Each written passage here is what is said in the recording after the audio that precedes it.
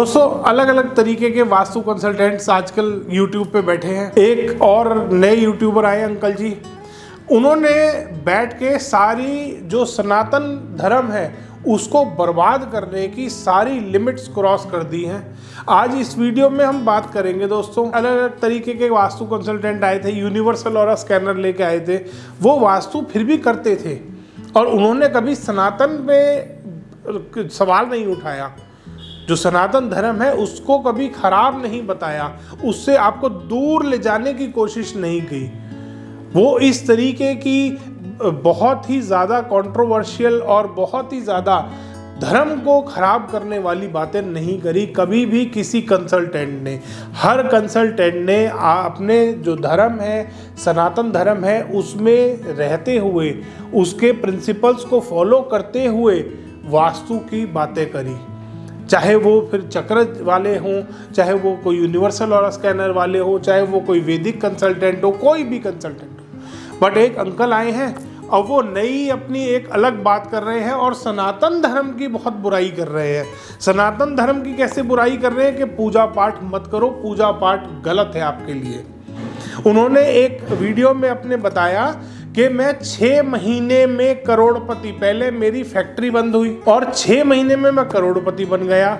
और उसके थोड़ी ही देर बाद उसी वीडियो में वो अंकल जी ने बोला कि मेरी कुंडली में तो करोड़पति बनने का योग है नहीं, बट आप सबकी कुंडलियों में अगर योग है। आप बात को समझना कि वो अंकल जी ने अपने आप को बचा भी लिया एक स्टेटमेंट के द्वारा।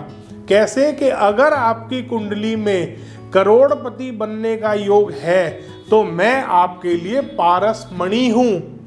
अगर योग है, आपने सुना कि ये अंकल जी ने स्टेटमेंट जो दिया उसमें उन्होंने बोल दिया अगर योग हुआ, ताकि अगर अंकल की रेमेडीज काम ना करें तो आपके ऊपर वो ब्लेम डाल दे कि जी आपकी कुंडली में योग नहीं था करोड़पति बनने का। फिर अंकल जी बोलते हैं कि आपके घर में अगर कोई क्रिस्टल की रेमेडी करा रहा है, आपके घर में कोई जेमस्टोन की रेमेडी करा रहा है, वो सब फेक है। इसका मतलब अंकल जी ने ग्रंथों को गलत बता दिया। ग्रंथों को कैसे गलत बताया? ग्रंथों को कैसे गलत बताया? इस तरीके से, क्योंकि रत्नाध्याय वास्तुशास्त्र का एक पार्ट है, एस्ट्रोलॉजी का एक पार्ट है। जब आप कुंडली देखते हैं, जो पंडित जी आपको कोई रत्न बता रहे हैं, कोई क्रिस्टल बता रहे हैं, रत्नों का ही सब्स्टिट्यूट होता है क्रिस्टल। अगर कोई आपको वो रिकमेंड कर रहा है, अंकल ने उनको भी गलत बता दिया। अब अंकल की रेमेडीज देखते हैं, अंकल क्या रेमेडी करते हैं। इसका मतलब अंकल के पास कोई तो दिव्य शक्ति होगी जो अंकल रेमेडीज बेच रहे हैं, कर रहे हैं। वो ये रेमेडीज बताते हैं कि अगर आपकी किसी से लड़ाई है, आपकी किसी से शत्रुता है, तो आप एक कैक्टस का पेड़ का फोटो लीजिए, एक प्रिंट आउट निकालिए A4 शीट पे, आपके दुश्मन की फोटो का प्रिंट आउट निकालिए और उन दोनों फोटोज को लगा के, उन दोनों पेपर को साथ में लगा के, फ्रेम में लगा के उसको दीवार पे लटका दीजिए, अपने दुश्मन की फोटो। ऐसी ऐसी तो वो रेमेडीज बता रहे हैं। आपको क्या लगता है दोस्तों, क्या फोटो लगाने से किसी का हल निकल सकता है समस्या का? जो हल क्रिस्टल और जेमस्टोन से नहीं निकला। घर में अंकल जी कह रहे हैं मैं पेंट नहीं चेंज कराता। काले रंग का अगर कोई अपने घर में पेंट कर लेगा तो ऑब्वियस सी बात है उसके घर में डिप्रेशन आएगा ही आएगा, चाहे वो अंकल की कोई भी रेमेडी कर ले। फिर अंकल जी कहते हैं भूत उतरवाओ मेरे से। सारे वास्तु कंसल्टेंट जो काम कर रहे हैं वो सब झूठे हैं, सब फेक है। और वो इतनी गंदी और फालतू और बकवास बात कर रहे हैं कि जो औरतें पूजा कर रही हैं उनको तो ऐसे ऐसे होता है। वो जब अपने घर में सोती हैं तो उनको लगता है उनके साथ किसी ने कुछ कर दिया। इस तरीके की बातें करना। फिर अंकल जी कह रहे हैं मैंने अपने घर में मंदिर नहीं लगा रखा, क्योंकि अंकल जी को शायद डर है कि उनके साथ भी रात में कोई सोते हुए कुछ कर ना जाए। मुझे ऐसा लगता है क्योंकि उन्होंने बाल भी लंबी सी चोटी रख रखी है, तो मुझे शायद डर लगता है। मुझे तो समझ गया कि अंकल जी शायद इसी बात से डरे हुए, इसीलिए उन्होंने अपने घर में मंदिर भी नहीं लगा रखा। दोस्तों आप खुद सोचो कि जो आदमी इतनी फालतू की बातें कर रहा है, आपके पूजा पाठ को गलत बता रहा है, जो ग्रंथों में मंदिर बताए गए हैं, मंदिरों को अलग से वास्तु बताया गया है, जो मंदिर आपको घर में बनाना है वो कैसे बताया, कैसे बनाना है, ये सब चीज़ें बताई हैं। और एक वास्तु कंसल्टेंट आके सिर्फ एक ही बात बोल रहा है कि मैं करोड़पति बना दूंगा, मैं आपकी हर समस्या का समाधान कर दूंगा, मैं ये कर दूंगा, मैं वो कर दूंगा। रेमेडी नहीं बता रहे अंकल जी। उनकी कोई भी वीडियो उठा के देख लेना, चाहे वो टॉयलेट रेमेडी की वीडियो, उसमें भी रेमेडी नहीं बताई अंकल ने। अंकल ने बोला कि मैं ठीक कर दूंगा टॉयलेट, मुझे पैसे दे दो। मुझे हर बात में अंकल का एक ही जवाब है, मुझे पैसे दे दो, मैं ठीक कर दूंगा। और ठीक आज तक अंकल से एक आदमी भी नहीं हुआ। क्यों नहीं हुआ? क्योंकि कोविड के टाइम में अंकल की हो गई फैक्ट्री बंद। रियलिटी तो ये है कि अंकल की फैक्ट्री बंद हो गई। फिर अंकल कहते हैं मैंने अपना कैंसर ठीक कर लिया, मैं खुद कैंसर भुगत चुका, मैं खुद ये भी कर चुका, मैं खुद ये भी कर चुका। अगर अंकल इतने बड़े प्रकांड पंडित हैं या इतने बड़े वास्तु कंसल्टेंट हैं, तो अंकल के साथ ये सब समस्याएं आई ही क्यों?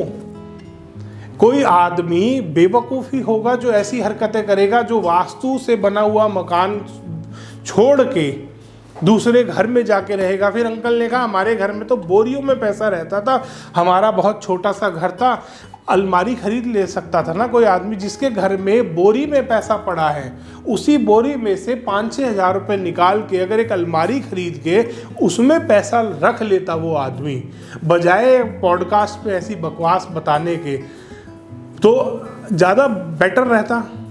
तो ऐसे ऐसे कंसल्टेंट आ गए हैं जो 2-2 1-1 घंटे के पॉडकास्ट बनाते हैं, सारे वास्तु वालों को गलत बताते हैं, सारे पंडितों को गलत बताते हैं। सिर्फ एक बात बोलते हैं कि मैं जो रेमेडी देता हूं, मैं कलर भी चेंज नहीं कराता मैं। क्योंकि अंकल क्या रेमेडी बताते हैं? अंकल सिर्फ फोटो की रेमेडी बताते हैं कि यहाँ पे ये फोटो लगा लो, यहाँ पे ये प्लांट रख लो। इनसे पॉजिटिविटी, कोई भी प्लांट आप अपने घर में लगाते हैं, कोई अगर आप अरोमा वाला प्लांट लगा रहे हैं तो फ्रेशनेस आएगी, थोड़ा सा पॉजिटिविटी को एनहेंस करता है। ये कभी भी कोई वास्तु का उपाय नहीं होता। अगर पिक्चर लगाने से घर में शत्रुता खत्म हो रही होती तो बड़े बड़े कोर्ट केस खत्म हो जाते ये पिक्चर्स लगाने से। इतनी बड़ी बड़ी अदालतें, lower court, high court, supreme court, अपर कोर्ट, दुनिया भर के कोर्ट बने हुए हैं। फैमिली कोर्ट अलग से बनाना पड़ गया इंडियन गवर्नमेंट को, फैमिली मैटर्स को सॉल्व करने के लिए। तो इतने सारे कोर्ट जो बने हुए, ये सब जरूरत ही नहीं थी। और अंकल अगर इतने बड़े करोड़पति हैं तो अंकल ने 1.5 साल पहले काम शुरू किया है। और उसके बाद अंकल जी यहाँ बैठ के, खैर हम डिस्कस नहीं करेंगे कि कौन कितनी फीस लेता है कौन नहीं लेता है, तो अंकल जी इस लेवल पे काम ना कर रहे होते। और इस लेवल की इतनी टुच्ची और जो एक सही सभ्य आदमी को बात नहीं करनी चाहिए, इस तरीके की बातें वो बैठ के पॉडकास्ट में ना कर रहे होते। शायद उनमें इतनी अकल तो होती कि सनातन धर्म को, मंदिरों को, आप घर में जो पूजा घर बनाया जाता है उसको तक आपने गलत बता दिया। आपने कहा घर के बाहर से देख के बता देता हूं कि इसमें ये समस्या है। कोई भी एक नॉर्मल वास्तु कंसल्टेंट ये काम कर सकता है। जिसने अगर विश्वकर्मा प्रकाश के 20 पेज भी पढ़ लिए, वो कंसल्टेंट भी घर के बाहर से बता सकता है कि इस घर में ये डिफेक्ट है, इस घर में ये समस्या चल रही होगी। तो अंकल जी आप कुछ नया नहीं कर रहे। कृपया करके सनातन धर्म को, और जो लोग ये ऐसे इस तरीके के कंसल्टेंट हैं जो सनातन धर्म को बर्बाद कर रहे हैं, ऐसे कंसल्टेंट से बच के रहें दोस्तों। धन्यवाद दोस्तों। ये वीडियो को ज़्यादा से ज़्यादा शेयर करें ताकि ऐसे जो वास्तु शास्त्री बैठे हैं, जो सनातन धर्म पे एक धब्बा हैं, ऐसे वास्तु कंसल्टेंट्स को बॉयकॉट कर सके। धन्यवाद दोस्तों।